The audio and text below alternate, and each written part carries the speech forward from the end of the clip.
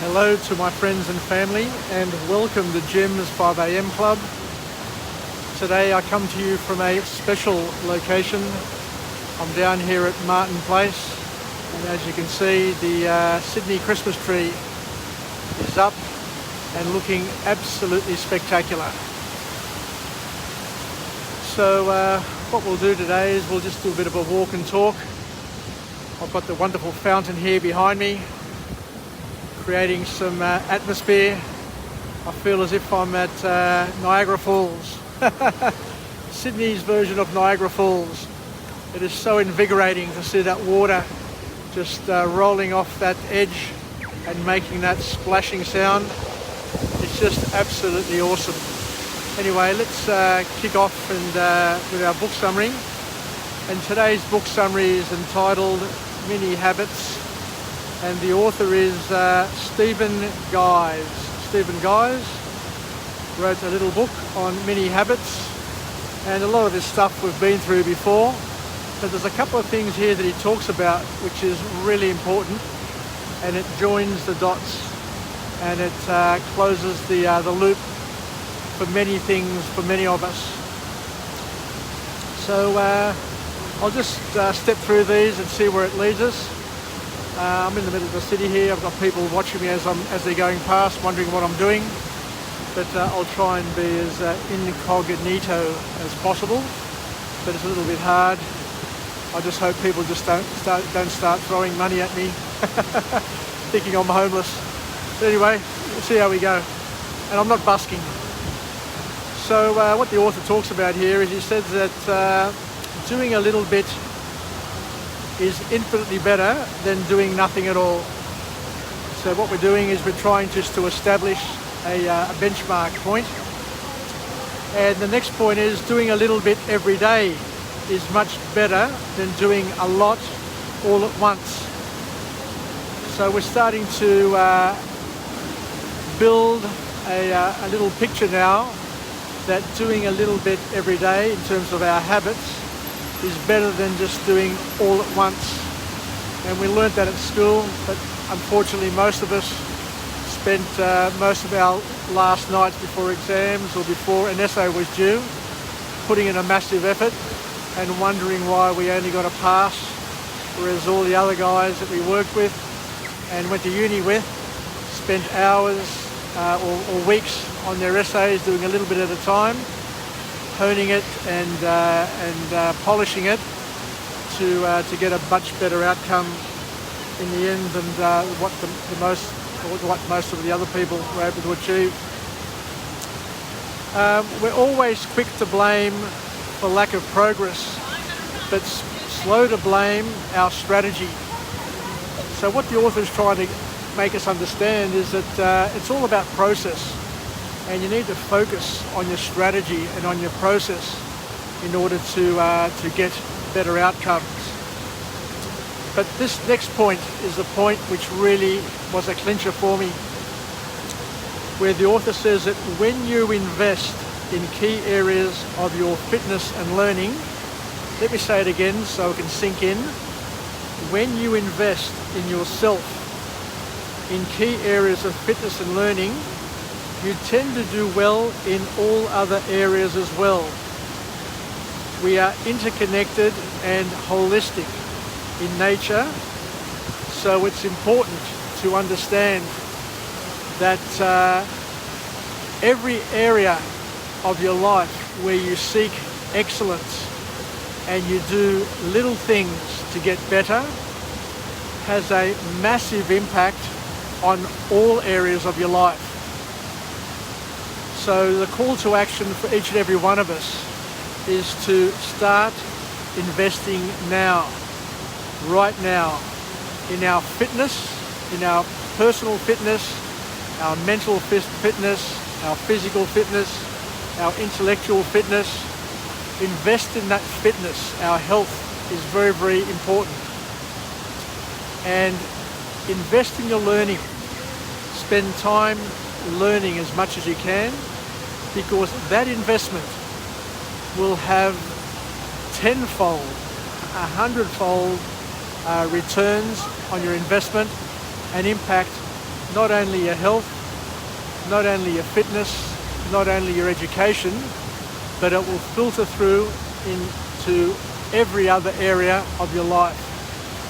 You'll be surprised at the impact that it will have and how you'll be able to improve all aspects of your life, but not only improve the aspects of your life, but also be able to improve the other areas of your life and also the people in your life. I found It's some of the important. toughest and most respected people of society are the It's good habits restore confidence, give hope, and give us options in our lives. So it's important to acquire and to harvest and to nurture as many of the good habits that we can, because as we say, those good habits are going to give us multiple returns.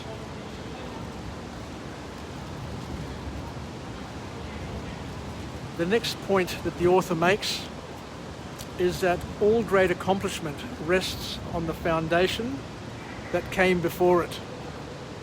So everything we do, all the habits that we acquire, all the learnings that we generate in our lives will benefit us later on.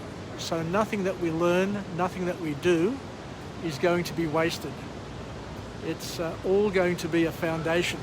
It's all going to be a strong foundation that we can build other habits on and other learnings on.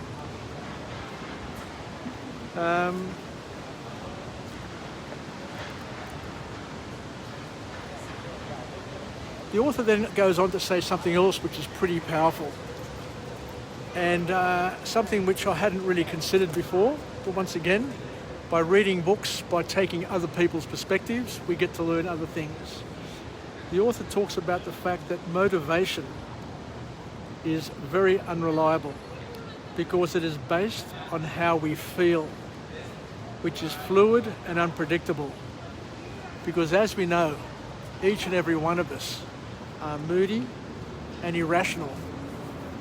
So sometimes it's we need to understand and step back and realise that a lot of our motivations, a lot of the things that we do to motivate ourselves are good every now and then, are great in isolation, but from time to time, because it depends on feeling, but because it depends on our moods, because our moods change from day to day, from time to time, then we're not always going to be able to rely on motivation. So we need a few more other things in our lives to be able to get us to be more consistent and better able to achieve the things that we want to achieve. The author talks about self-efficacy. And self-efficacy is our belief in our ability to influence an outcome. If it wasn't for self-efficacy, then nothing that we do, none of the dreams that we have would ever come to fruition, because you basically wouldn't have the belief in yourself or the belief in your ability to get things done. So the author talks about minifying. I've never heard of this term before. He talks about minifying habits to break them down into super small habits. And by breaking them down into super small habits, they are easier to implement and not all that threatening. So something to consider, something to think about, and it's all about minifying. Minifying, I love that concept. Minifying habits to make them easier to swallow and easier to manage. And the next thing that the author talks about is the importance of asking the continual why. By keeping on asking why until you find the core reason. So an example of this is you ask a person a question and then they respond with why, and then when you answer the second question, you respond with why, and you keep on responding with why until you eventually get to the core reason. And what you may also find is that this process is circular in nature, and you may end up coming back to where you started. And the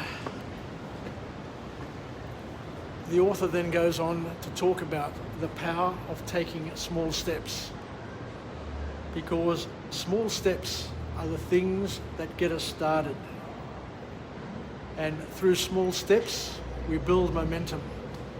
And the key is to take those small steps, one step at a time, and each of those steps lead us somewhere. Geez, I love the perspective of this little area up here. Look at those columns.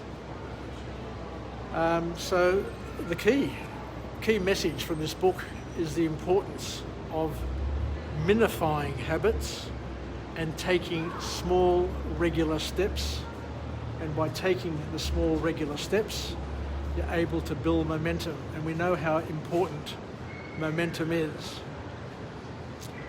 The author also says something which, once again, is very, very powerful.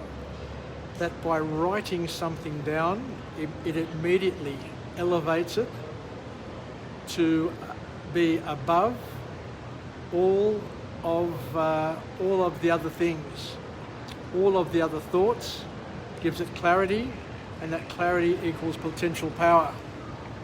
I remember when I was at uni and I'd be in lectures, and everybody used to write their notes. So you'd listen to the lecturer, you'd write it down, and by writing it down gave an extra level of power. And this author here is able to clarify what that power is. And I'll repeat it because it's so important that it's worth repeating.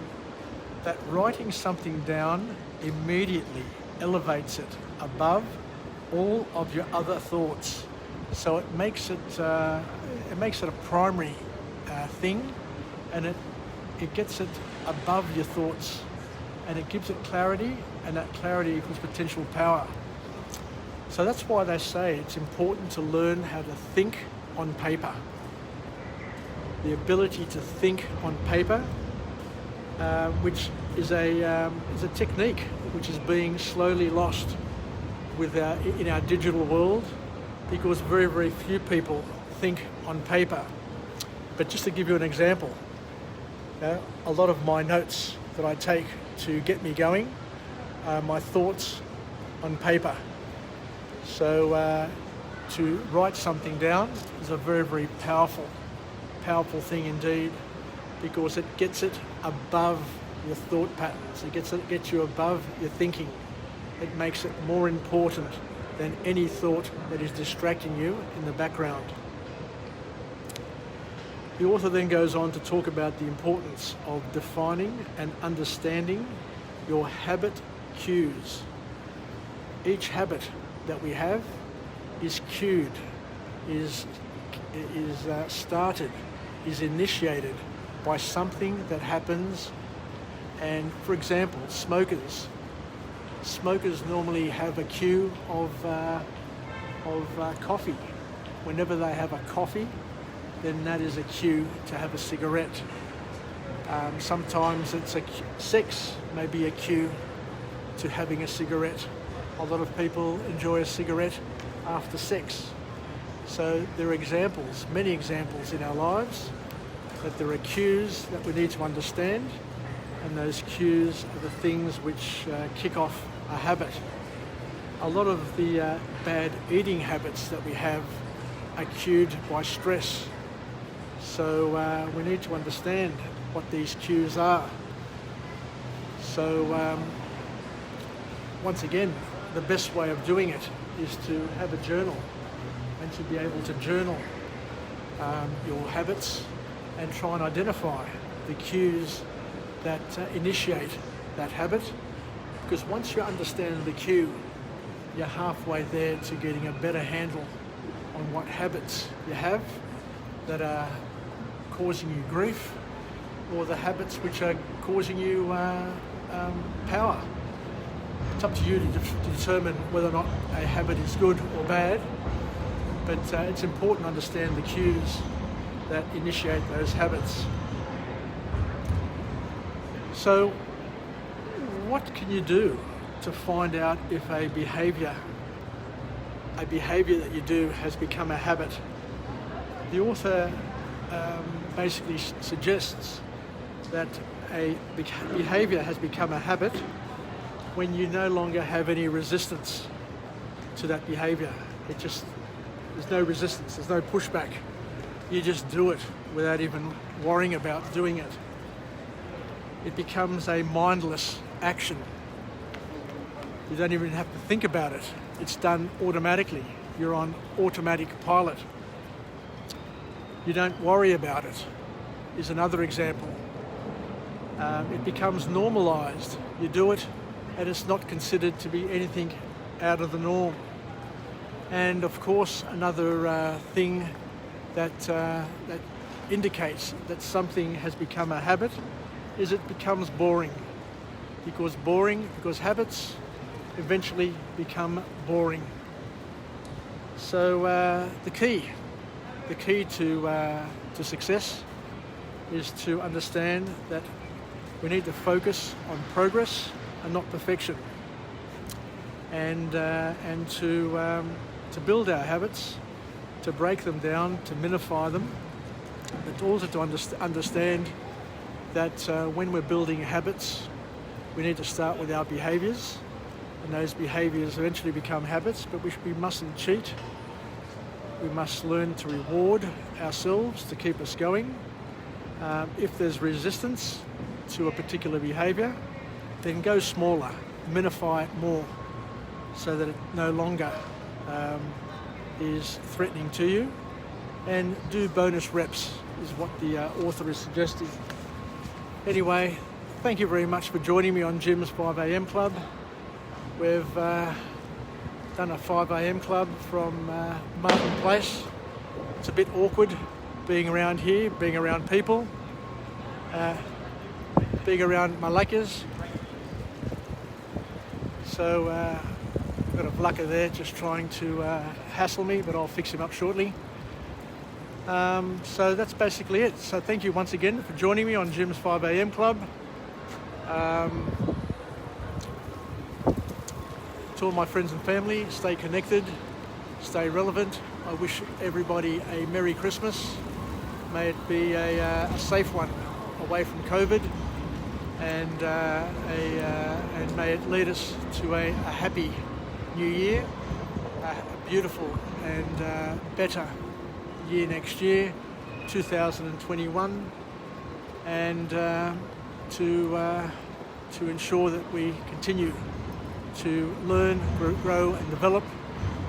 And I look forward to coming to you again tomorrow, 5am, from another location with another message, and we'll chat again. So thank you once again for joining me on Jim's 5am Club. And this Christmas tree is absolutely spectacular.